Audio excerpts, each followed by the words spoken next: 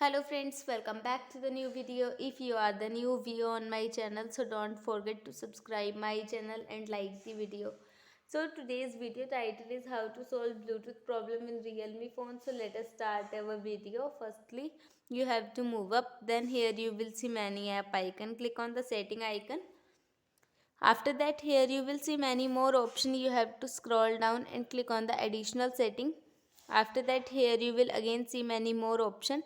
Click on the backup and reset option. Click on the erase all data. Click on the reset system setting. Click on that. Again click on that.